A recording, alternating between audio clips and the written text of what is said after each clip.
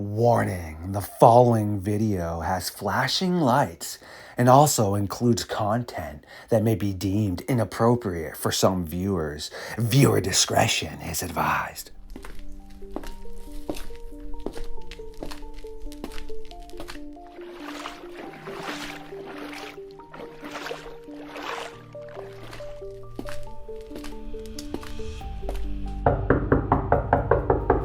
Brice and Mr. Barber. Yes, this must mean we have some very important Dogman activity to take care of. Or why else would you both have ventured into the darkness of the Fox Den for another episode of Midnight Lycanthropy?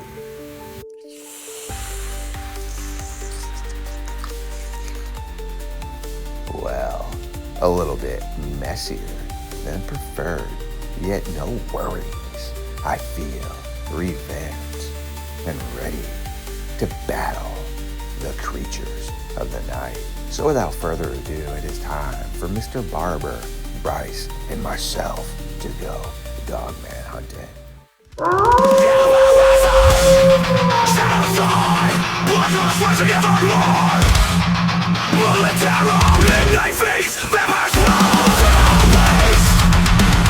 Stood up. I said, oh my god, it's a werewolf, and everybody in the car freaked out.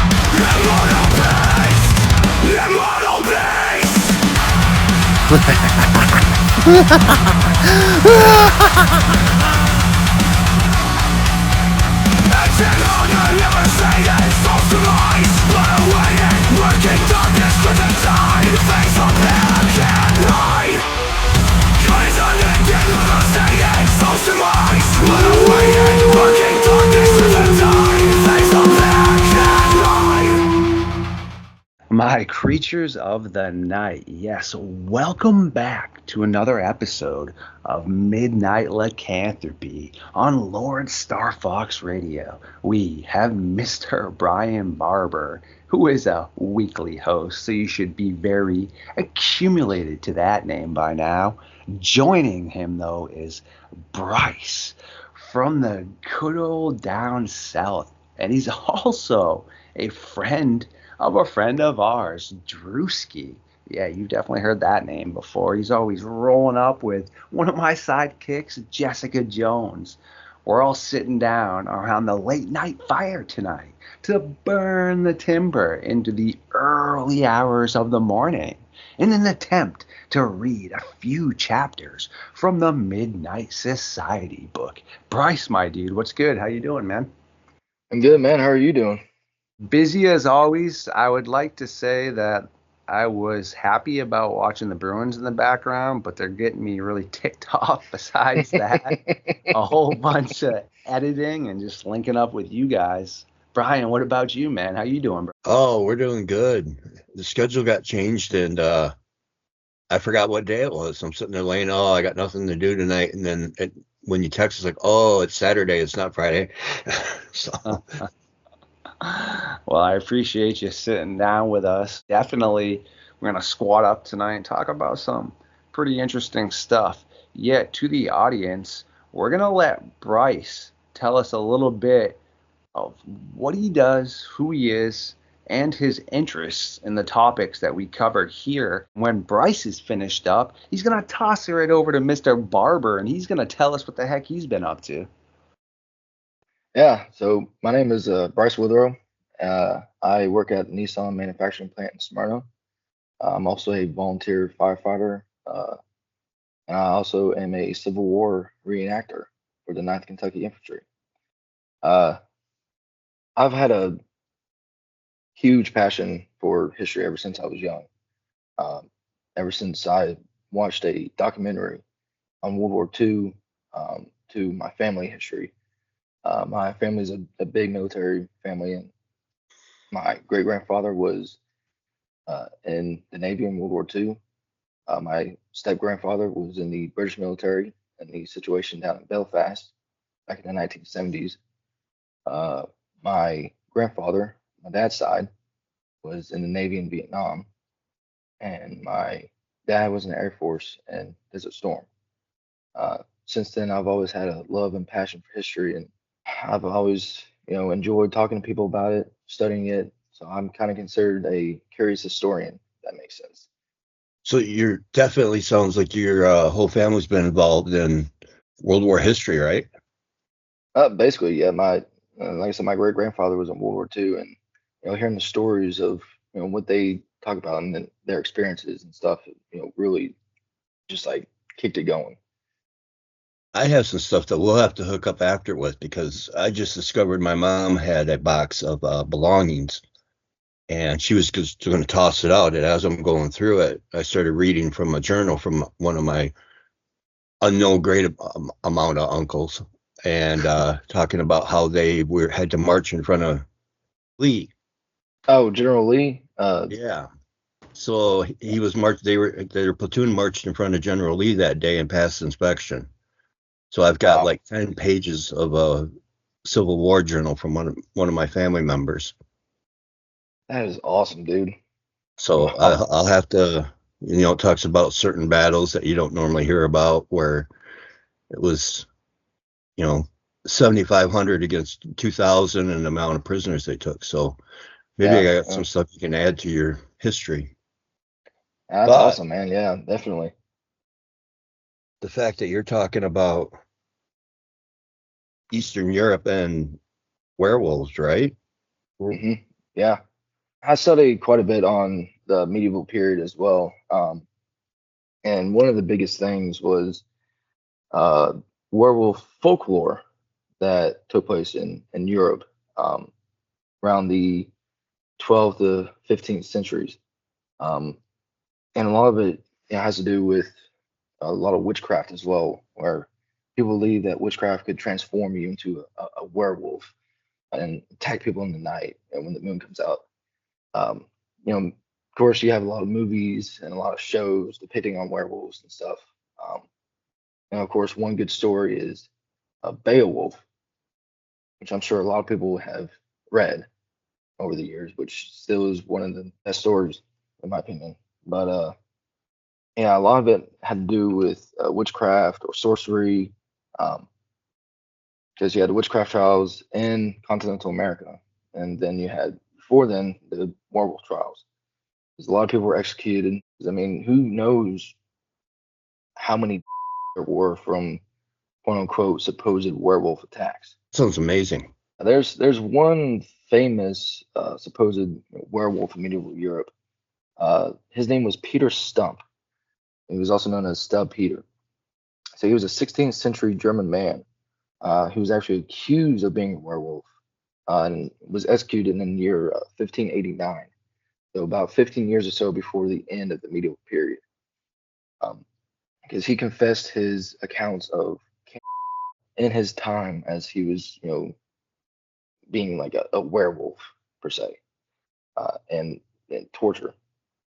And he was sentenced to Bedburg, Germany. He was also known as the Werewolf of Bedburg. What's your thoughts, Star Fox? Well, that's great from the introduction as to what Brice does, what you have been up to. Magical right there. And yeah, I've heard about that, of course. Some legendary encounters right there. I take werewolf cases not on purpose, meaning if I then find out it's more to the occult, I put it in the hands of, Ryan Tremblay, Dennis Carroll, Jessica Jones, people like that. But if I feel it's falling into more of the Dogman topic, which to try to sum it up for you real quick, Brice, myself and Mr. Barber and the rest of the science team I work with, we think hyenas and primates are definitely involved in a lot of the sightings, meaning like the Gugway, devil monkeys, and the baboon dogman are pretty much one and the same. A lot of the dogman behaviors are very primate based. We can definitely dive into that more in the future when we get you back on, but there is a huge difference between a dogman and a werewolf. There just becomes a confusion aspect, meaning people think just because they see these creatures with clothing on that they had to have been a human at points in time. But if we rewind all the way back to 290 BC with the cynocephali, when you have Herodotus and Alexander the Great speaking about them, they wore clothing as well, meaning they never shapeshift back and forth. They stayed in those canine-like forms, but they had clothing. Now, fast forward, when people see these, obviously any sort of predator in general is more active on full moons. So are psychotic people. It's very easy to stalk on a full moon. You have a ton of bright illumination naturally, and your availability of eyesight is excellent. Now, per se, if you're seeing one of these that had a clothing on, everyone assumes it had to have been a full moon transformation. And that's something I try to kind of pump the brakes on a little bit and get out that different information and the elements that fall into each facet for sure. But great stuff right there by both of you. Mr. Brice, my friend, what recently have you been diving into with this topic of Dogman and such? You told us some interesting stuff right there. I also have some pretty interesting war-related incidents I can fire back at you before later on in the episode. Mr. Barber recently investigated, we can say, a case that we believe is more for the entertainment aspect, because everybody on YouTube, for the most part, likes to just read emails and not verify anything, and everybody seeps it all up and thinks that is some sort of crazy werewolf attack. But to sum that up, recently I was diving into 11 missing park rangers. One of my squad was able to track down a lot of people that lived in these areas where these supposed park rangers went missing. None of them had heard of these incidents. All right, that's a huge red flag. Not meaning, I guess, just because you live in Olympic National Forest, you're going to have heard of everything. But a missing park ranger who was supposedly well known is something that is substantial information I feel like they would know. So that's red flag number one. Then we come to the conclusion afterwards, I can't find any of this information online at all. All right, no leads. So it's just from this one dude's thread. This is over like 2 hours of this too. Names, locations. Final conclusion is either, which we don't subscribe to this part, but you have an A and B. He just has inside information. Maybe it's a park ranger himself. That's just so unlikely that no sort of other news outlets or anything picked it up besides this dude's thread. And that's what I mean about really trying to make sure here we look through things before we just bring people on or subscribe to what it is that they're telling us, you know? Right. That's definitely an interesting, situation when it comes to that. I mean, we don't know if the guy is actually knowing something. He's just trying to hide information so that he can cover up evidence, or, that's weird, in my opinion. You're not the only one, my friend. It's absolutely bizarre. You're the second person to mention that part of the potential crime, but who has 2 hours of free time to make up names, locations, all these specific details and witnesses? Unless if he actually thought it out all before that event took place. Unless if he actually planned it. I mean, Interesting. that could also be another thing too with it. So bizarre, like I said, just to think of the whole topic of all of that, because you never really know, unfortunately, with people. You want to take things at face value, but at the end of the day, I've stated this so many times, you can't take things at face value. All three of us could travel to prisons all across the world and have people look you straight in the face and tell you that they didn't do the heinous things they did, even though there is more than enough evidence to support that they did. Okay, so if human testimonial is always so spot on, then why does that occur? I mean, how many times do people just get confused? They are scared about what they see. I mean, look at the McFarland bear, okay? That guy was a established hunter. He had never seen this type of bear. It wasn't a short-faced cave bear. It was either a mixture of a grizzly bear and a polar bear, which would explain the blonde coloring, or it was potentially the last of its subspecies of that type of bear. This guy said it was huge and all that, But then you have all these scientists looking at the skull, and it's really not that big. And that goes to show you this hunter who was experienced had never seen this, and was under stress, and then he just came up with a inaccurate depiction of something. I'm not saying people always go out of their way to lie and such. I'm just saying we don't always see what it is we expect and really think we're seeing, you know?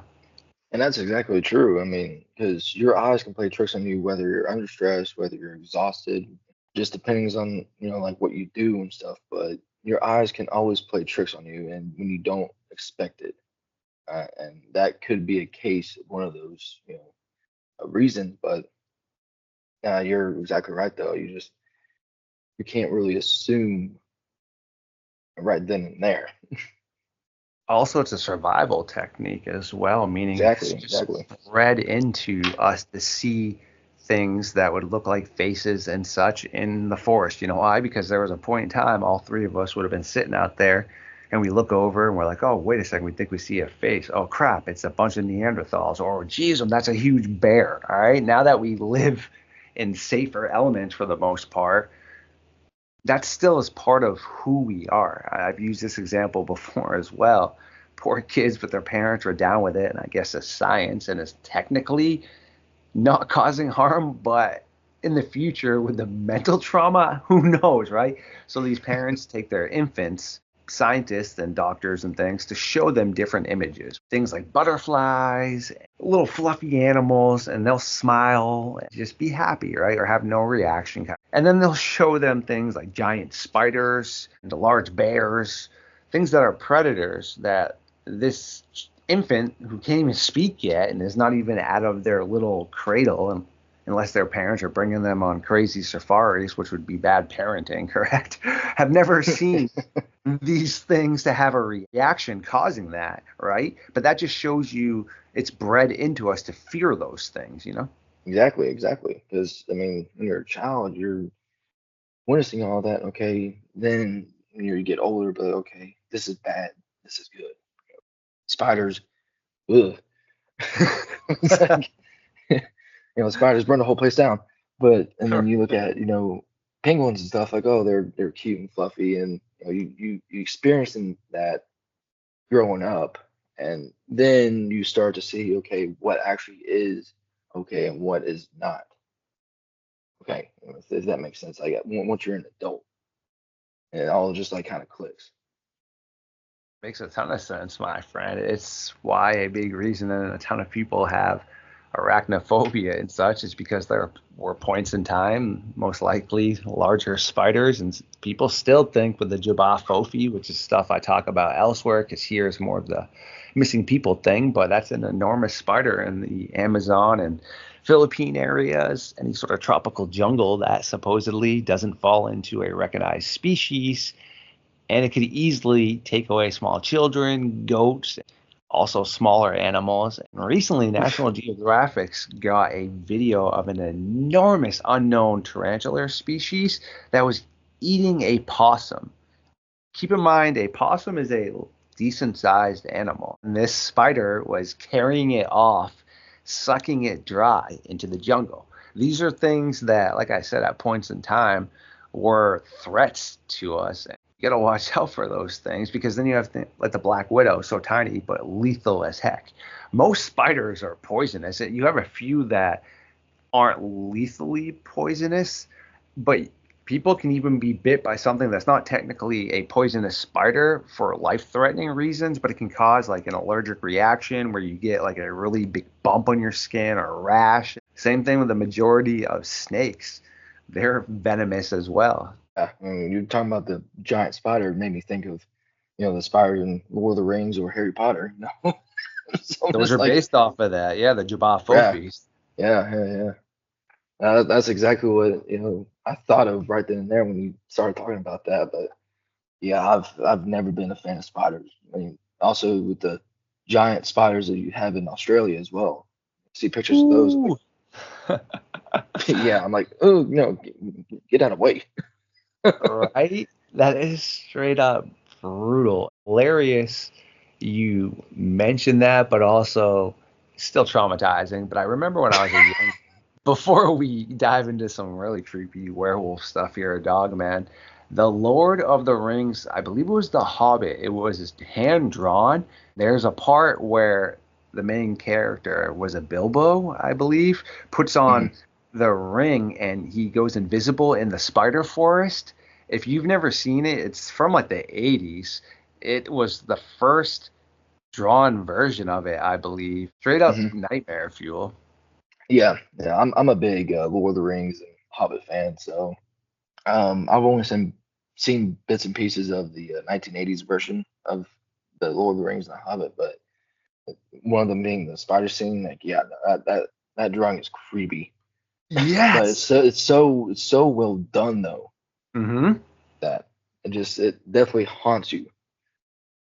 That's why I brought that up, like you were saying, because even though it's super old school, it's drawn just so well and traumatic, which leads into my next question here for you. World War One, have you ever heard about the case where it was pretty much pre the SS and the dirty stash, meaning a lot of people don't realize the dirty stash was actually just a generic soldier during the World War One time. He should have been unalived by a group of American soldiers, but they felt bad for him because he came out of fog in the forest, looked terrified, distorted, had no weapon on him.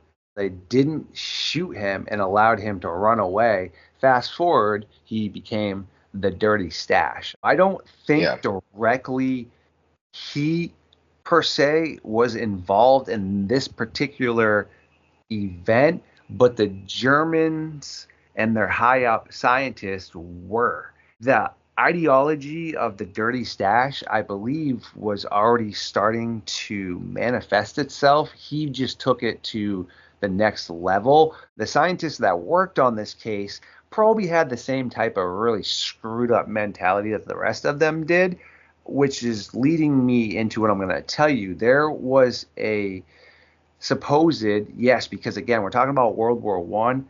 I cannot go over to Germany. I cannot get these documents to read them. Also, the dirty stash would burn a ton of documents. A lot of people don't realize he documented everything, but he also would burn things that other people didn't need to see, or once World War II was ending, a lot of things were burned. This is coming from soldiers that spoke about it and things, so their grandfathers, etc. But you had these doctors, more or less, that were trying to work on super soldiers, which if you look at Stalin, he tried to do it with the ape army. But again, this is more in World War II time. What we're talking about here, World War One, the technology's got to be a big difference. By World War II, I do know that the Russians were doing messed up things like taking the heads of smaller dogs, putting them on top of larger dogs, or taking one's head, hooking it up to a breathing machine, still alive, and it was smelling like oranges and things. They were doing all this around World War II. I don't know. They probably started it around World War One, though, give or take. But again, I don't know how capable any of this really truly would be. In theory, yes, you could.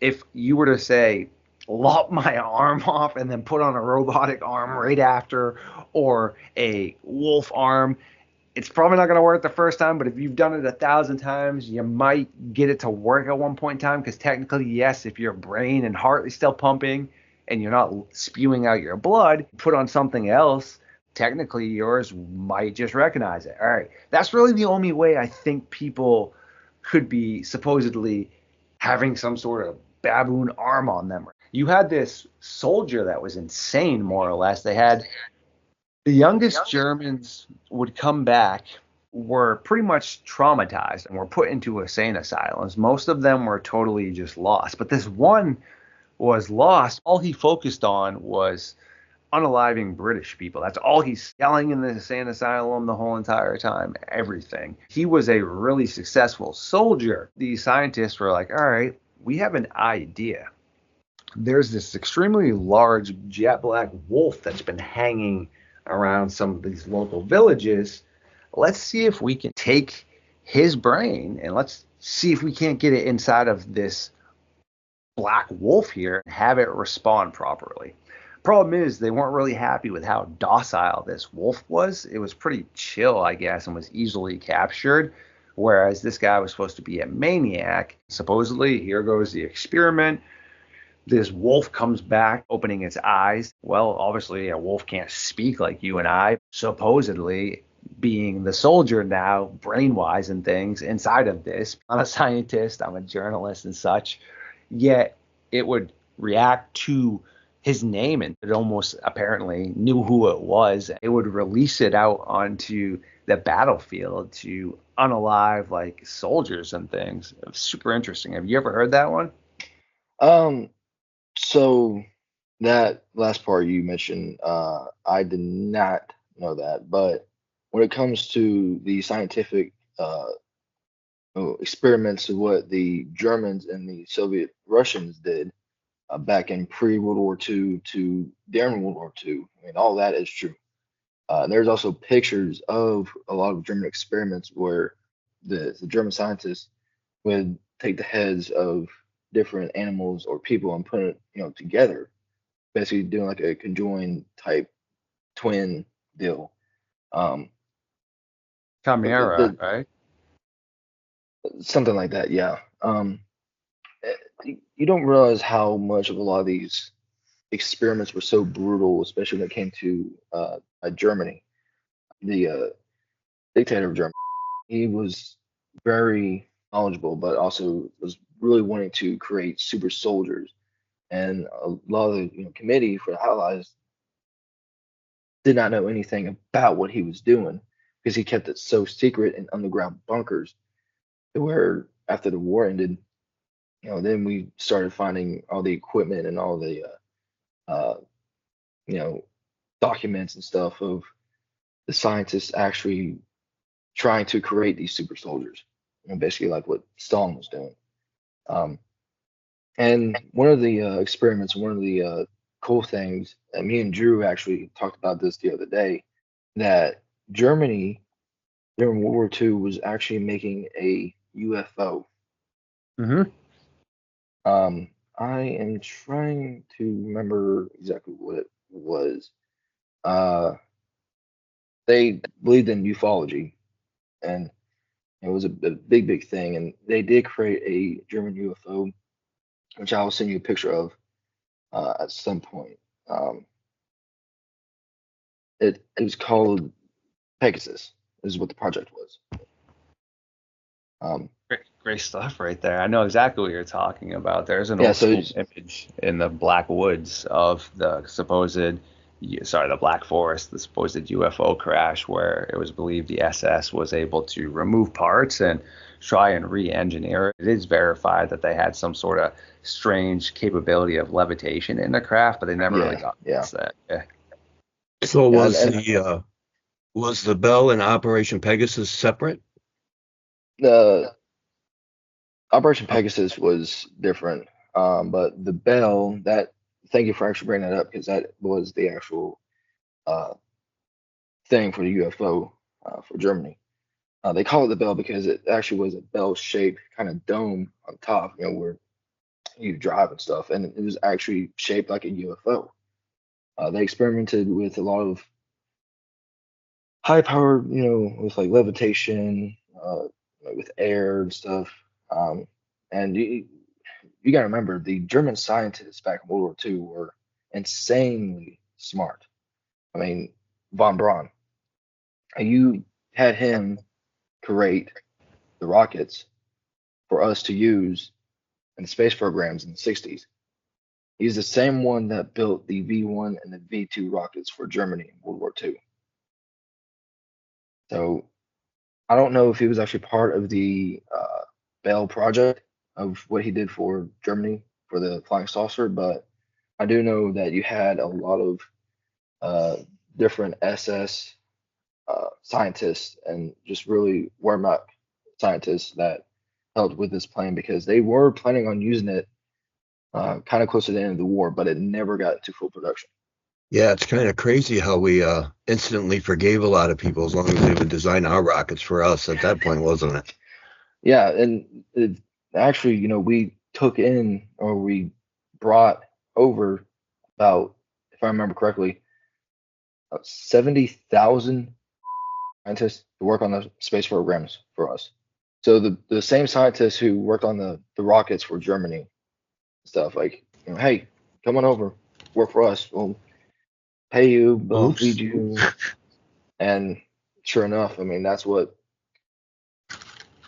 it became so successful when it came to the rocket program, and we're able to beat the Russians. Yeah, I thought that was pretty nice of us to forgive everything that had happened over there, just Yeah, in exchange for some knowledge, yeah. Even though Germany was a brutal, brutal time for 10 years, I mean, we're forgiving them and stuff, and now we're allies here in the 21st century. The fact that instantly, as long as the science team came over, they were, pretty much granted immunity from whatever they had done. Yeah, exactly. Brice, I'll have to send you a picture too of this old school SS penny that I was able to get my hands on. That Oh, was wow. at an old yard sale. It's being cleaned out with some other World War II stuff, and the story that went along with it is it supposedly belonged to somebody in the SS Werewolf division, which doesn't necessarily mean they have to have been shapeshifters. It could have also just been a terminology used for a special division of soldiers, but either way, as the story went, it was his lucky penny, and he actually was a real werewolf. I don't know how any of that can ever be verified. I've had people look at the coin and stuff that do remote viewing and such. Definitely say it's got the vibes of what the lore says. I will toss that Yeah. over to you.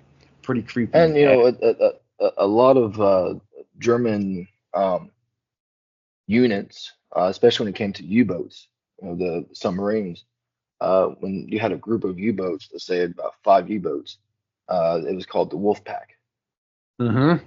because they were, extreme, they were, brutal, bloodthirsty, basically. But they were called the Wolf Pack, and actually, you see a good example of that in the movie with Tom Hanks. I cannot think of the movie at the top of my head right now, but if you haven't checked it out, it's definitely a good movie. Um, but it's about the Atlantic, about the ships carrying supplies and ammunition and stuff to the British soldiers in 1940 before we got to the war. Dang. So gnarly right there. Before I add a little bit more to that, Brian, what do you think about all this?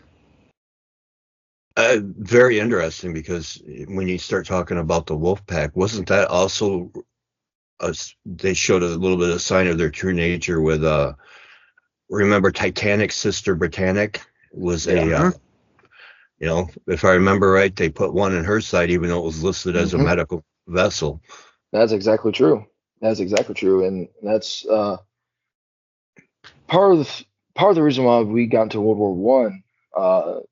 It was actually the sinking of the Lusitania.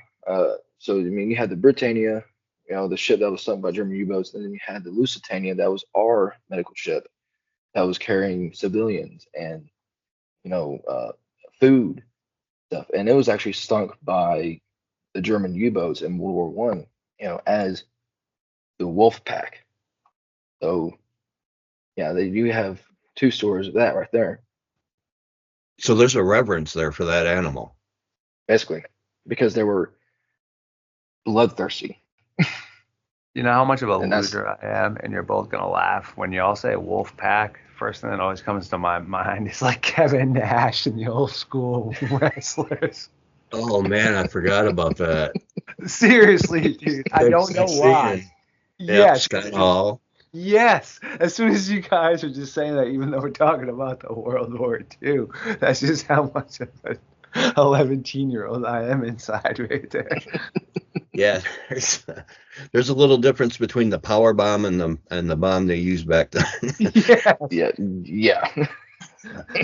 Keep going though, Bryce. And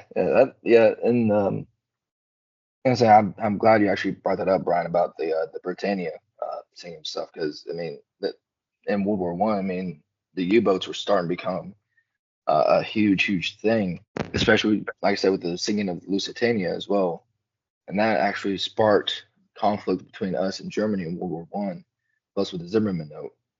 But you had not just U-boats that were called the Wolfpack. I believe you also had different units as well when it came to the SS and the Wehrmacht in World War II. Because that's why they had the emblem of the fox, or not the fox, but the wolf, like on the side of their ships, on the side of their boats, because they, and I don't think it actually really ties in with, the werewolf conspiracy back in medieval Germany, medieval Europe, but they use that animal because of how powerful and how brutal that animal can be. And that's why they used that emblem, because they were bloodthirsty. They were, hardcore. They were elite. So hence, Oh, that's why Wolfpack. I was gonna say, I wonder too if it wasn't just a reference to the fact if you mess with one, you're messing with the whole country. Exactly. Beautiful by both of you right there. And that's what I mean about sometimes, as we are starting to around a little bit of towards home base here, the misinterpretations. Same thing when you hear lizard people. Throughout history, cultures will use terminologies to install fear and play off nostalgia. So same thing with the Dirty Stash and the SS. They would call their enemies lizard people to try and degrade them, so that as you're doing horrendous things, they're not really people, they're lizard people, right? And same thing like y'all had mentioned about the wolf pack and things, or the werewolf special unit. Yeah, it's going to obviously install fear, especially into people that are really superstitious based and such, apply a huge type of psychological advantage in theory. Super unique for sure. I'm going to sum this up real quick, a ton of other encounters from Germany in general that tie into people that are soldier based. These aren't from World War II, but recently there were two British soldiers over there that were doing training expeditions. They had to direct these helicopters to land more or less in the middle of this German forest, and they would practice their deployment. The helicopter would fly away. There would be a point in time where there would be no sort of action. These two people would just sit there and talk, or soldiers, I should say.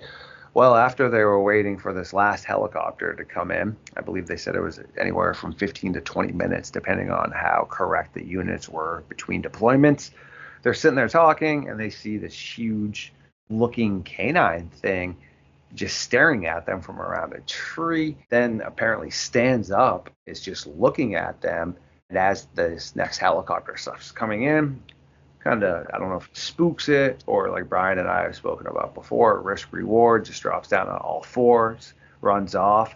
You have another case recently of American soldiers on a base over in Germany where one of the transformers is going in and out.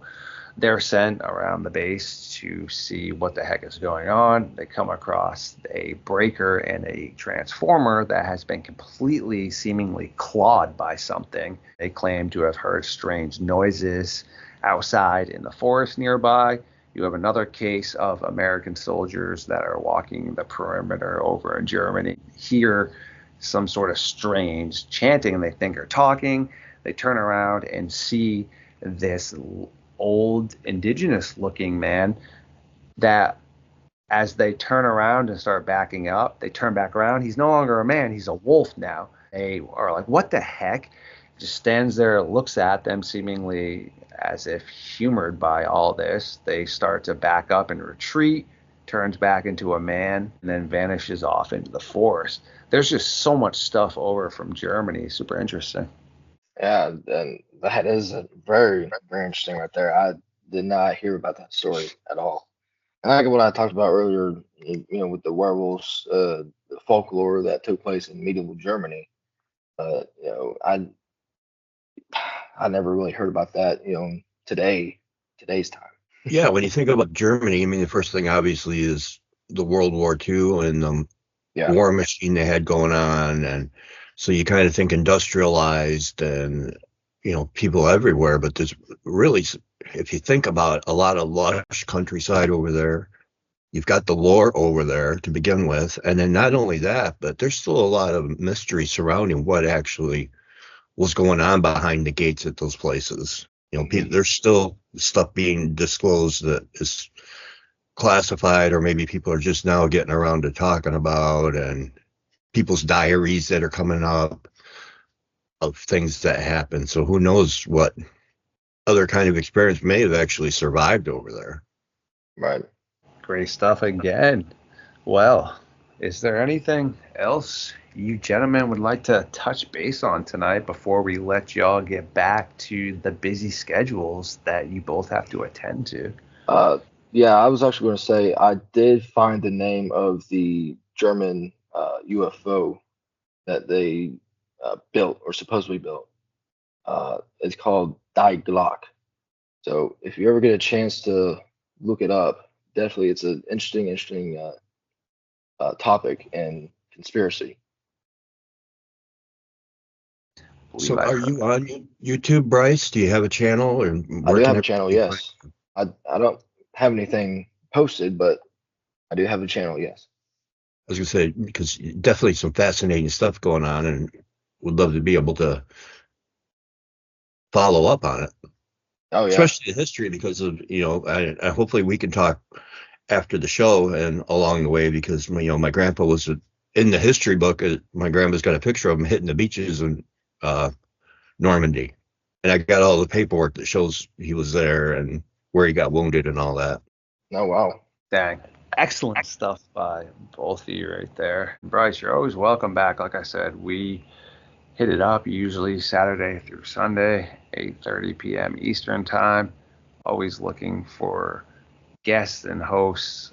I have a great squad already, but as I also stated, Brian and I usually link up on Saturday and Sundays. If you ever want to pop back on, talk some more historical stuff, anything, definitely hit us up for sure. You're always welcome here. You can come in with some stuff you would like to talk about. You can ask us to come up with some things that you would like to hear from us. So definitely feel free to come hang out with us again. Yeah, man, definitely for sure. Yeah, appreciate you coming on and sharing the history that you've accumulated over your studies. Yeah, man, it definitely was fun talking about all that. My creatures of the night. Yes, we do need to allow a Brice and Mr. Barber. Yes, B&B, to get back to things they need to attend to. Yet, hopefully, Brice will come and hang out with us again sometime very soon. And if you'd like to see what Mr. Barber, aka Bigfoot's Barbershop, has been up to, go over to the link in the description of the video, or you can check out our previous content in the playlist down below, or be on the watch for the new stuff we will be churning out. Yet it is the early hours of the morning, and this will be the conclusion of the meeting of the Midnight Society. No worries though, you will see and hear from us very soon. Brice, thanks for hanging out with us tonight. Same thing with you, Mr. Barber. Thank you. Yeah, thank you, man.